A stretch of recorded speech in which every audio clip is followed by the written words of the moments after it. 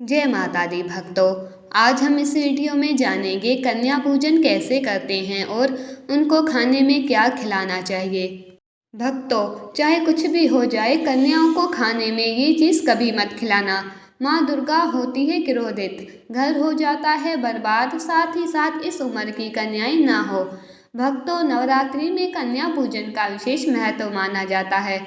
बिना इसके नवरात्रि पूजा या व्रत कभी पूरा नहीं माना जाता। नवरात्रि में माँ दुर्गा की विधि विधान पूजा कर 7वें और 8वें या फिर 9वें नवरात्रि के दिन कन्याओं का पूजन कर उन्हें भोग लगाया जाता है। धर्म ग्रंथों के अनुसार 3 साल से लेकर 9 साल तक की कन्याओं को माता का स्वरूप माना गया है। नवरात्रि में आप 1 से लेकर 9 कन्याओं तक का पूजन कर सकते हैं। साथ ही साथ एक बालक और बुजुर्ग महिला होना चाहिए, क्योंकि बालक के रूप में बजरंग बली को माना जाता है। तभी ही व्रत कन्या पूजन सफल होता है। भक्तों, ऐसे में हम जानते हैं कि कन्या पूजन के दौरान कन्याओं को ऐसा क्या नहीं खिलाना चाहिए जिसके कारण माँ दुर्गा क्रोधित ना हो।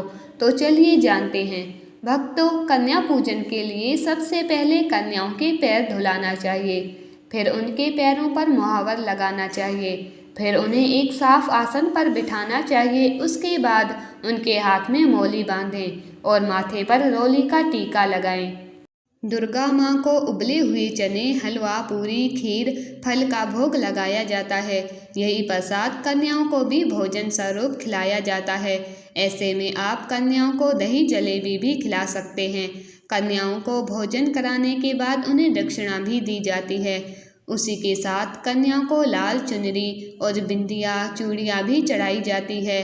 इस तरह विधि विधान से कन्याओं का पूजन करने के बाद उनका आशीर्वाद प्राप्त करें।